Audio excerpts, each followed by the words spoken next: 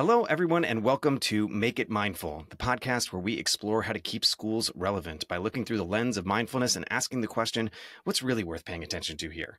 I'm your host, Seth Fleischauer. In each episode, I interview educational change makers striving to understand what they do, why it works, and how it can lead to practical, transformative solutions for teaching. This week, my guest is Judy Paulick from the University of Virginia. Welcome, Judy. Thank you for being here. Thanks so much for having me, Seth. Judy, could you start by introducing yourself to our listeners? Absolutely. So I am currently an associate professor of elementary education at the University of Virginia, and I train elementary teachers for language arts instruction and family engagement. Here I also coordinate our elementary teacher ed programs, and my focus is very much on that intersection of language arts and literacy and equity and family engagement. So the ways that we can, that language arts teachers or elementary teachers in general can learn about families and then bring what they learn back to their language arts instruction and to their classrooms in general. Yes. Oh my gosh. I love this. And our listeners should know that this episode is part of the 2024 National Literacy Month with RIF campaign, a partnership between the B Podcast Network and Reading is Fundamental. And so this literacy piece is obviously what relates it to Reading is Fundamental. The culture, the community engagement piece, I think that's what the B Podcast Network thought when they set you up with me, right? Because this is work that I do interculturally. I work with students in Taiwan. I also teach students here stateside about cultural competence. And I was so fascinated to learn about this focus of yours, specifically around like home visits and ways to leverage the assets that exist within a community and how you can translate that into real teaching. And so I want to unpack a lot of the parts of this and why it works, what it is, and why it works. So first of all, you talk about like an asset-based approach to home visits. I am a huge fan of home visits. I learned about them when my stepmom, who's a teacher in the 90s, she did them through her school. And it just like blew my mind how like positive this was for everybody involved, right? Like you've got the parents who feel like they really know who the teacher is because they've broken bread with them, or metaphorically at least, or maybe sometimes literally. You've got the student isn't going to feel as nervous going into the classroom because they know the teacher. The teacher has literally seen where this person lives as a way to like understand them on a personal level that goes way beyond what you're going to be able to just get from being in the classroom, especially in those first few weeks. And so it just starts off the year on this like incredibly like personal and like such an authentic connection that you've made. But your work is about how to do this right. And what I just described is something that like feels like it could be universally good no matter how you approach it. But you talk about an asset-based approach. What does that mean? What are the teachers looking for when they're doing these home visits? It's a great question. And I'm also glad that you already have this background and understanding and had this personal experience with home visiting as a positive experience. Home visiting has this association with social work and public health workers, where it can be, and with all best intention and with lots of great outcomes, it can be professionals going into homes and seeing what's wrong and helping to try to fix what's wrong.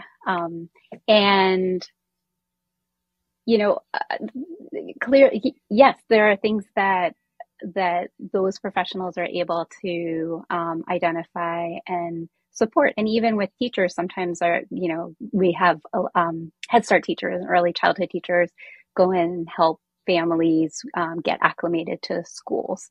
And that can be really helpful. But again, it's about kind of imposing the structures of schools and schooling on families rather than going in and learning about who families are, what they do, what their experiences are, and what their assets are. And so when we're thinking about assets in terms of going into homes, we're thinking about, I frame it around Louise Moll's work of Funds of Knowledge and Tara Yoso's work of community cultural wealth. And so it's kind of all of the things that families are providing to their children in terms of language and skills, the stories that families tell, the values, and what Goldenberg calls cultural models that families have from their in their life. It's all of this stuff that if we're going in with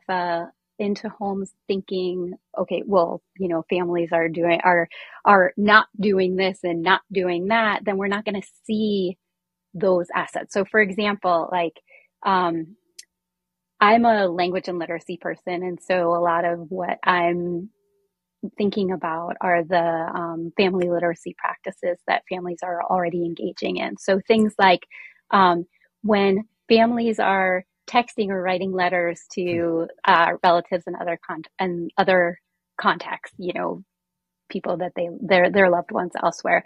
When families are doing things like storytelling and engaging in storytelling that may be similar to or different from kind of mainstream dominant ways of storytelling, when they're reading religious texts in the home, when they're playing video games with each other. All of those things are literacy practices that families are engaging in and that teachers can learn about and learn from. But it's deeper. It's even deeper than that. It's also about, again, this idea of cultural models, or Zaretta Hammond talks about kind of the ways that families engage in culture. And so that may be things like, things that teachers would be able to see on an everyday basis, how children dress, what they, the music they listen to, the books they read, those kinds of things. But it's also the deeper ways that families engage with each other. So it's thinking about,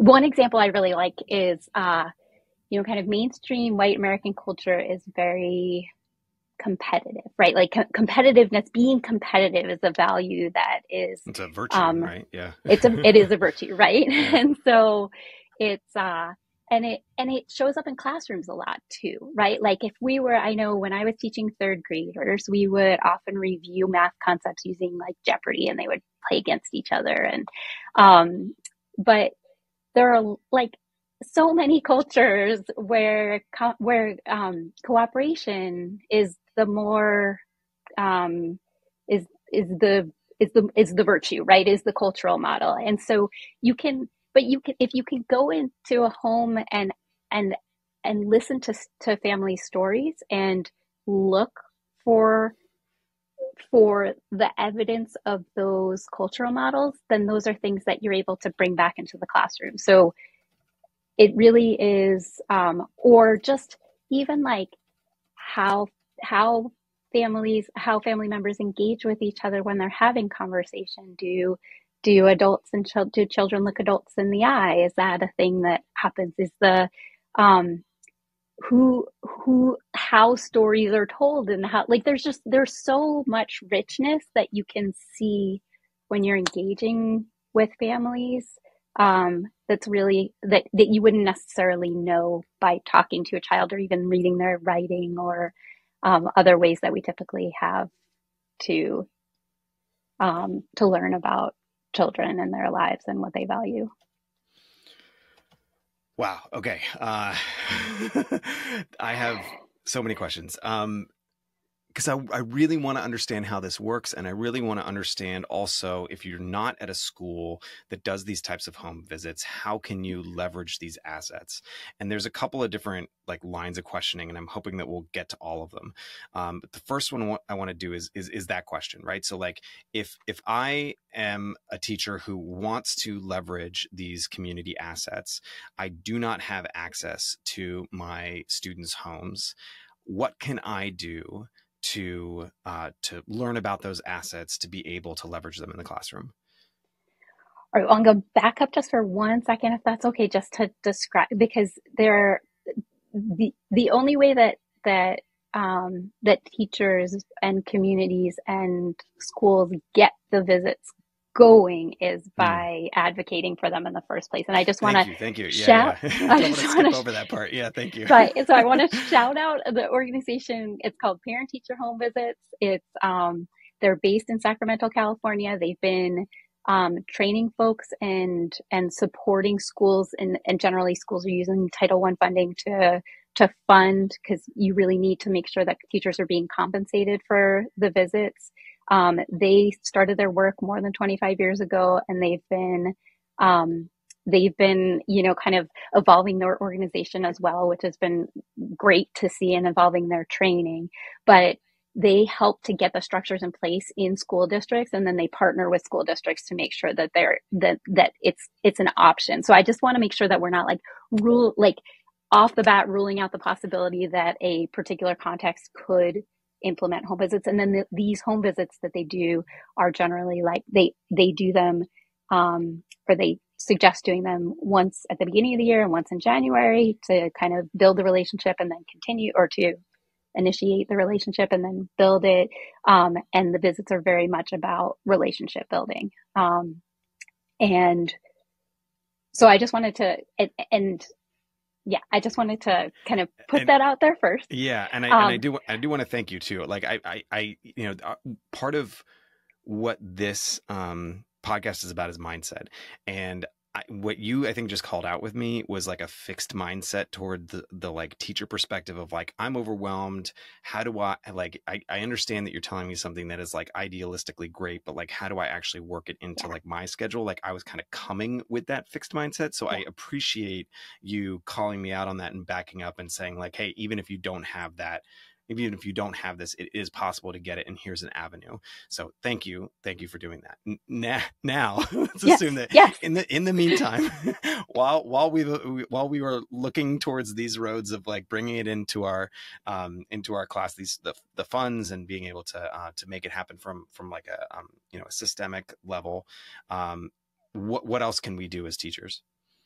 yeah. So, well, I think that all of any relationship building that teachers do with families pays off in space. So that starts on before school begins, with once teachers get their class lists and making some sort of contact with families and finding out what the preferred contact avenue is for the family, whether it's text or email or phone calls.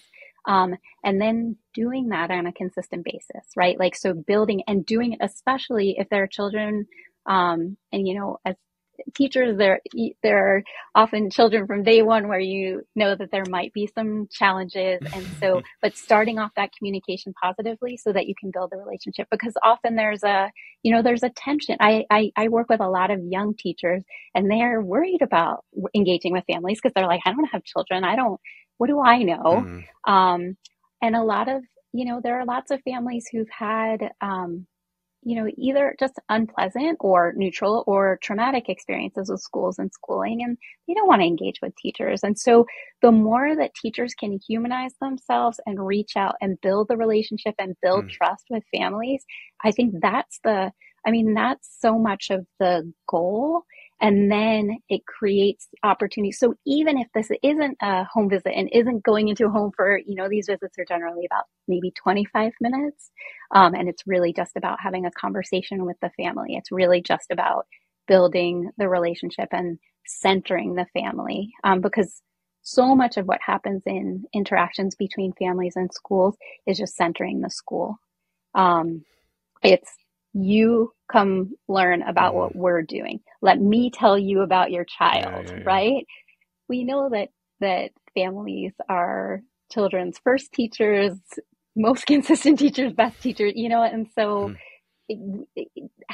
creating avenues for the relationship building and the trust building allows not only for families to feel valued by the teacher, but it also then creates space for the teacher to learn about the family. So if you can do that through other means. I mean, it also happens through the ways, back to school night is happens everywhere. So how do you do that? Do you do that by talking at the families for 20 minutes, or do you do that by inviting families in to come to share about themselves, having them, you know, fill out a form or make a video or bring the child in to share a story, inviting families into the classroom to share something about themselves with the class.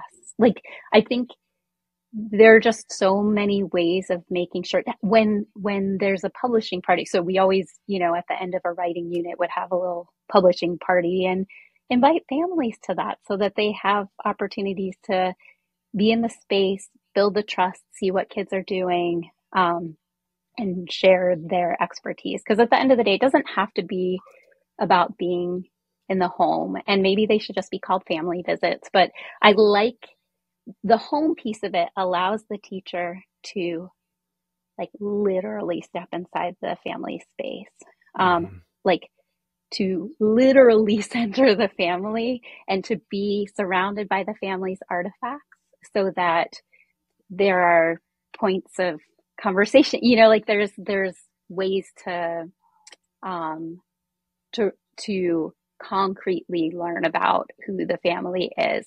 But you can do that also through a quick Zoom call with the family.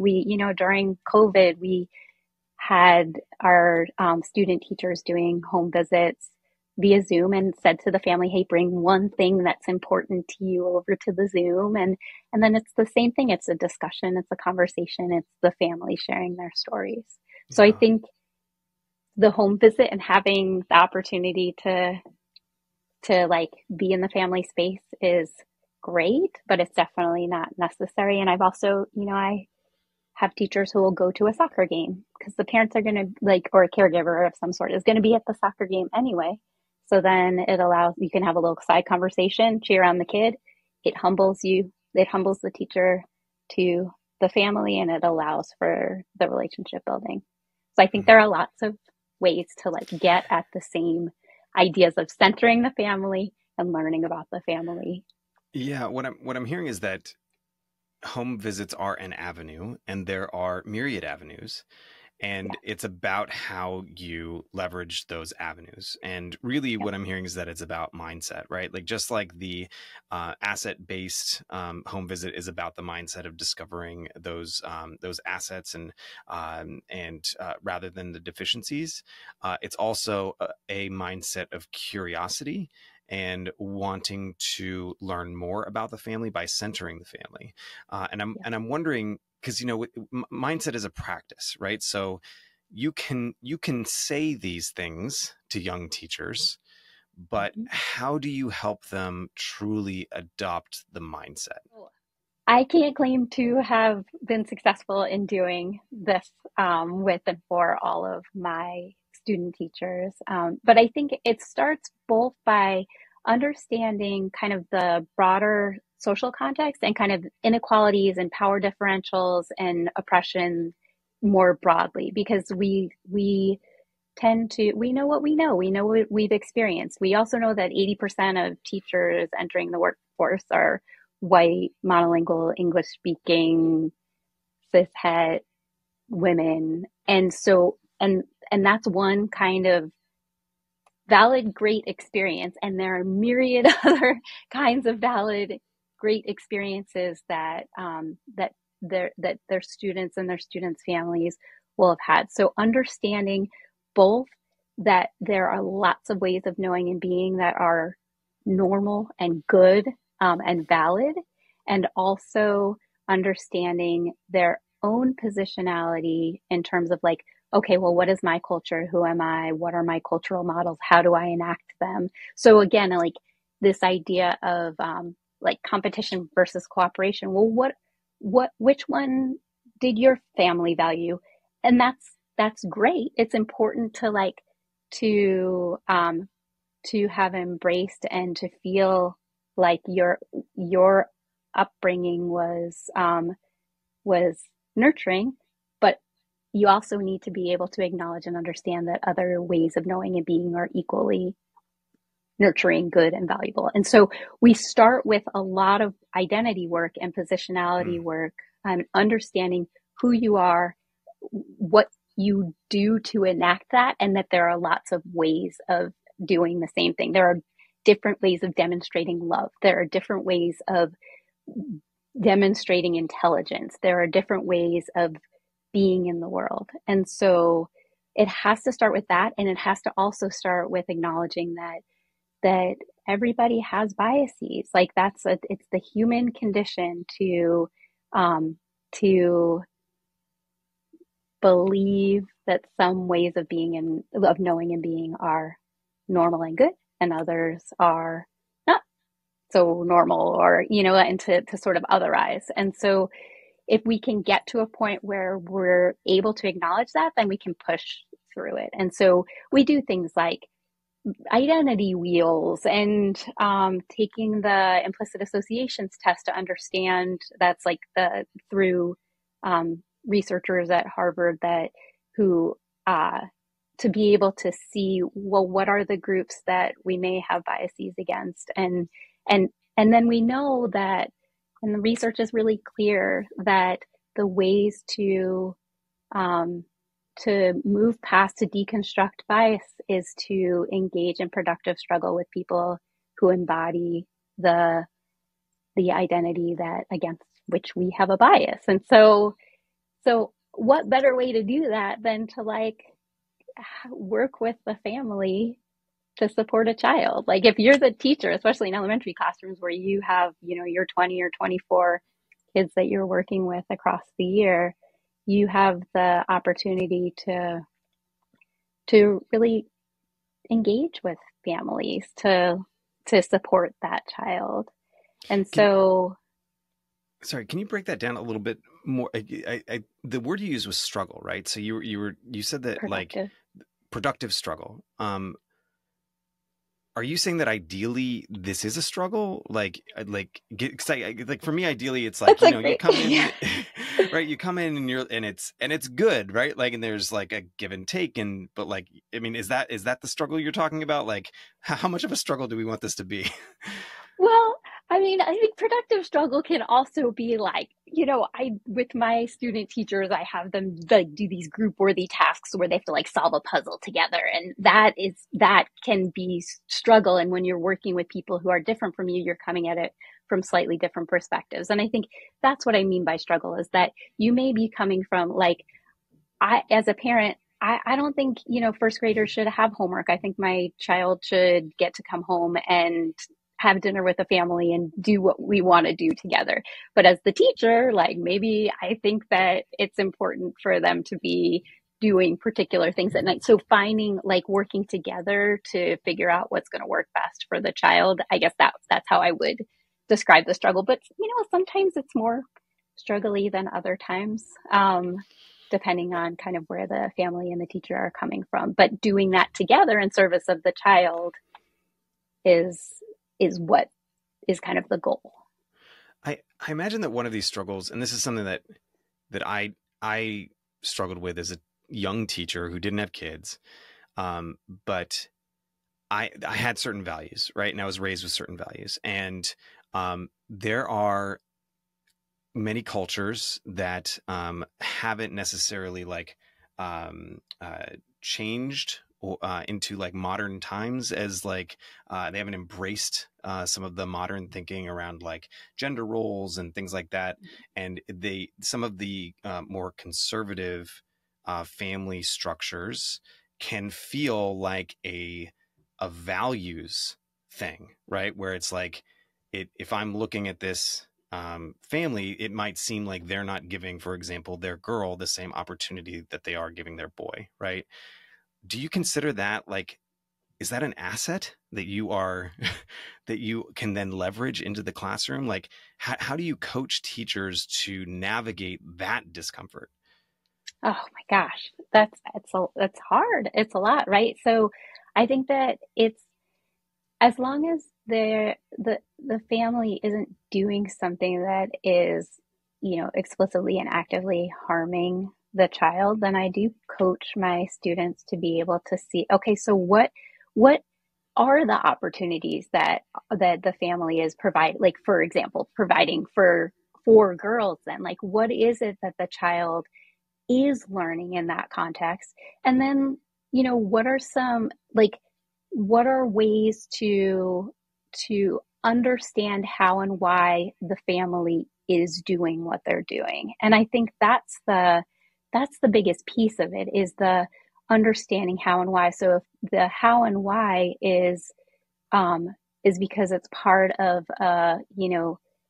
thousands of years of a religious practice, for example, right? So it has to do with like young girls covering themselves. I don't know if that was part of your experience, but then so how do we then like make sure that the family feels valued in what they do and who they are, make sure the child feels honored and valued within the classroom so that the child can learn what they need to learn to be successful in the classroom.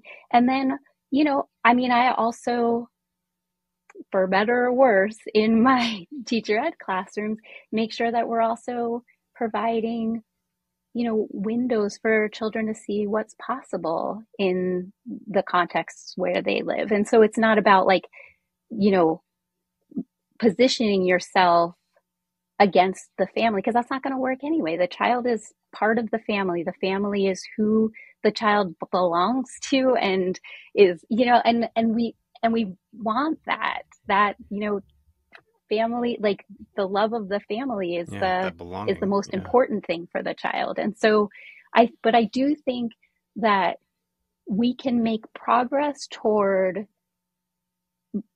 creating the relationships that help to bring us closer together in what we're wanting. Every family wants what's best for their child. It's just that sometimes the definition of best is different than what is kind of mainstream white American Yeah. best for.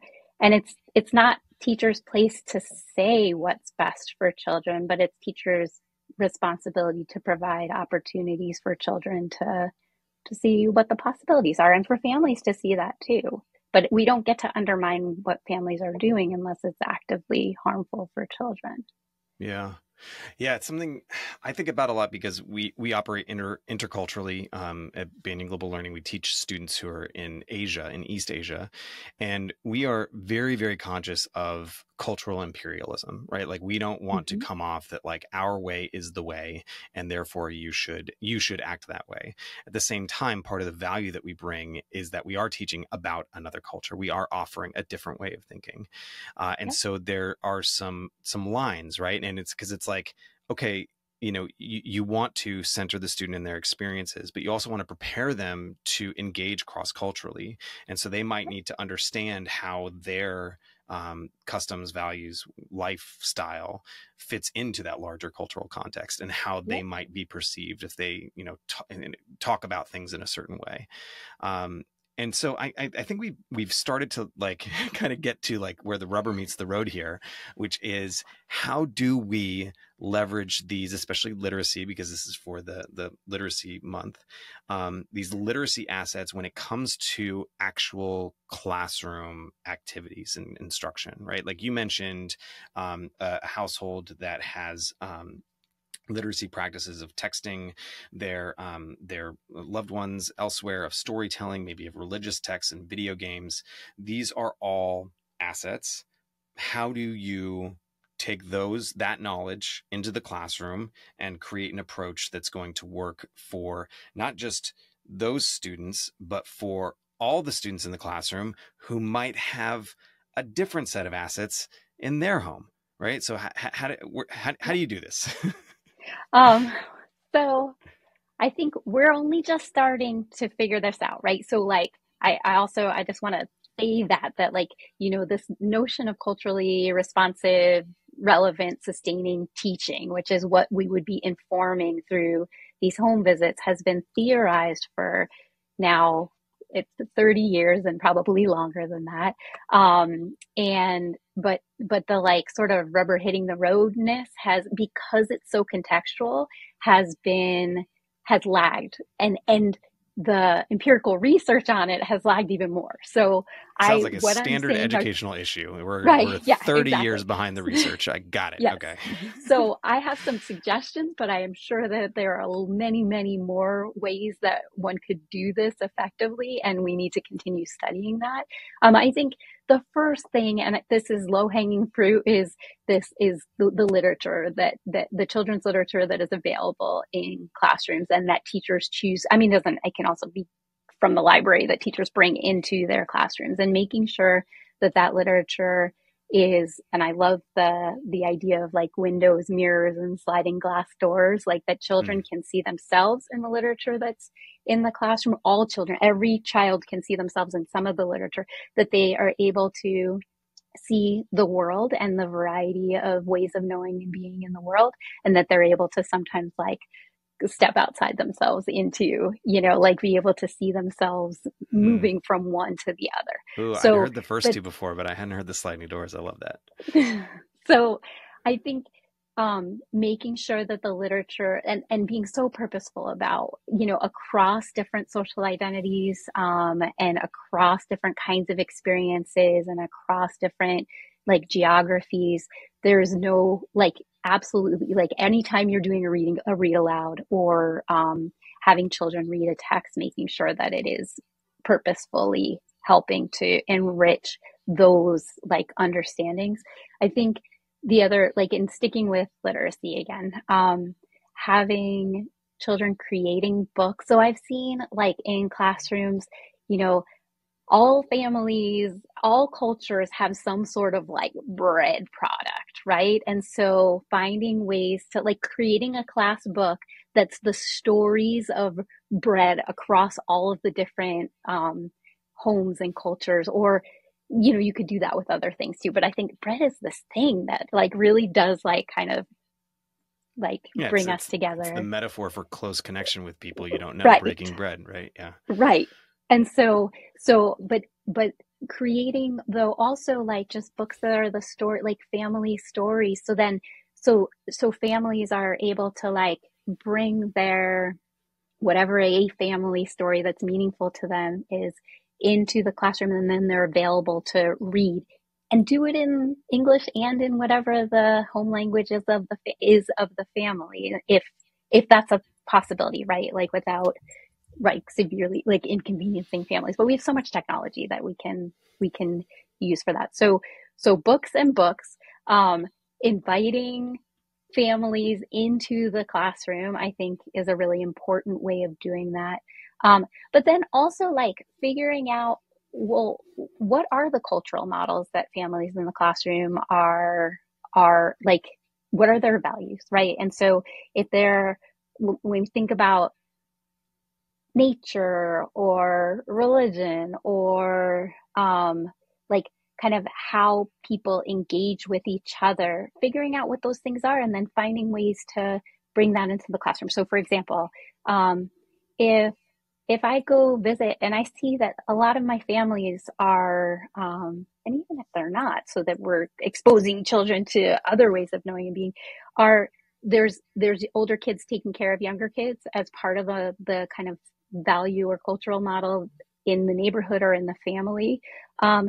There's Why not do that across grade levels in an elementary school? Partner with, if I'm a first grade teacher, partner with a fifth grade teacher and find ways to incorporate that as part of what we do in our classroom, that sort of caring for each other. If I think another piece of it, and if we're thinking about like kind of this idea of culturally relevant teaching and how we then enact it in classrooms using these assets, then we also need to think about like how how the school is reaching back out to the community. So if there are things going on in the community that the teachers learn about through children, families, home visits, that they can engage with. Like I, at one of the schools that I was working at, or working with, there was like a one particular intersection that was problematic in like near the school where kids were trying to walk home, and the teachers learned about it, and the teachers brought it up with the administration, and the administration talked to the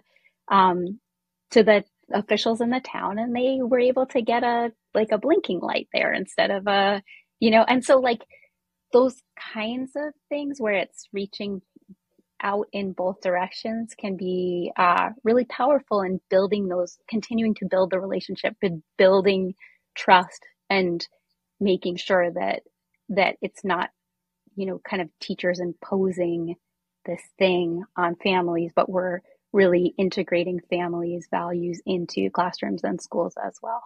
Yeah. So what I'm hearing from you is that there's not necessarily like a roadmap. It's not like take an asset and like apply this formula to it and then you get an No, output, right? Like this is no. about this, right? This is about like understanding, being curious enough and focusing on relationship building enough so that you understand the context of the asset that you're dealing with enough to be able to consider how you might bring it into the classroom in a way that's meaningful and authentic. And that the way that you do that is going to depend on that context, but also on your own personal creativity as a teacher and what you happen to be teaching at that time. And I think that, a lot of teachers, obviously we bring this job home with us, right? Like, I was Yes. just in Asia the other day and like woke up at 2 o'clock in the morning and like designed a virtual learning experience in my head for like an hour because it was like something that I was engaged with and passionate about, and my fire was burning, and rather it not be at 2 o'clock in the morning. But you find yourself as you go through your day, like thinking about your day, what you've done, your students, what you're doing with them, and the more context you have via that relationship building, the more likely it is that you will make those creative connections, whether they be a shower thought that you have or something that you're explicitly doing in a grade level meeting. I would also like to toss out the possibility of people using AI for something like this, because AI Yeah. is a really awesome, really, really, really powerful for differentiation. And so if you have that cultural context and with everything AI, the more information you give it, the better result you're going to get. So if you can Yep. provide that context of like, here's what I know about my relationship with these people, here's what I know about this asset, here's what I know about why it's important to this community, here's what I'm trying to do over here academically, here are my limitations in terms of like time and who I am and my identity, my background. Can you put this all together into a thing that like, give me 10 ideas about like how I can work this into my math curriculum? Yep. I think it's, have you had people use AI for that sort of I thing? I see your haven't head yet, but nodding. now I will. Awesome. Yeah. And, like everything AI, you have to have the human judgment on the other end of it to understand if it's a Right. good idea or not. But it's a And really that great idea generator. and that also gets back to the judgment about, so yes, it's so much about knowing your students and who they are, but it has to start with knowing yourself and who you are and what you're Yes. bringing, and not just normalizing your ways of knowing and being and then seeing everything else as other, Mm-hmm. and knowing what kinds of assets to be looking for, because otherwise it's if you're limiting it to the things that you value, you're going to miss all of the other possibilities of things that are out there. Yeah. So like, for example, if we only see reading and writing as like, do you read to your kids at night? And like, do you write stories with them? But you're not looking at all of those other literacy practices that we were talking about, then it really limits the, like, then you're not able to see all of what you need to see. And if you don't know that about yourself, you don't know to look for the things. And Yeah. so there's all that stuff that it's almost like AI. Like you gotta know yourself well enough to know what to Uh-huh. look for to make the search terms. Yeah, yeah. I mean, it's honestly, it's one of the things that I love about this opportunity of having AI is that like, in order to get a good response, like you have to know what you're looking for. And in this case, it's incredible, as you say, it's incredibly important for you to not only know what you're looking for, but also to understand the cultural context around all of it, right? And Yep. I think back to Chimamanda Ngozi Adichie. Do you know that Mm-hmm. the TED talk that she Yeah. did on a single story, right? Yep. The idea being that like as humans, with all of our implicit biases, like we seek to tell, like we fall into the trap of telling a single story about people. Yeah. And then that story encapsulates everything that you know and understand about them. Can I interrupt you for a second? Because that's Yeah. literally what we start with in our teacher ed program. Like that is at orientation day one, we start with that TED talk and then pulling it apart and thinking about, okay, so what is a single story? Why is it problematic? How does this work? And who are we? Yeah. Yeah. And you are in the business of enabling teachers to break past the single story, to get the entire context, to get as many stories as they can. Yeah. It's and beautiful. It also, the other thing that it does is like, you know, in this context of, and I think we like keep coming back to like teachers having lots of freedom and then they get constrained, and then they have more freedom and then they get constrained. And I think we're in a constrained context right now in terms of what teachers are allowed to, or, you know, to do, or that there's so much they're supposed to be doing that there isn't the space for additional things. But I think this kind of knowledge and this kind of experience helps to it helps with teachers feeling agentic in their classrooms, and having that kind of agency, I think, allows then teachers to want to, I think it helps teachers to want to stay in the classroom, to feel like they know this stuff about their families. They are able to be to approach their work in ways that like nobody else would be able to do exactly what they're doing, because they have all of this information and background. And it can be, I don't know, I've seen it be empowering for teachers also. And that's part of what we want to empower families, but we also want to empower teachers. Yeah, absolutely. Well, thank you, Judy, so much for being here. I think my mic just transferred to a different mic, and so apologies for the change in audio.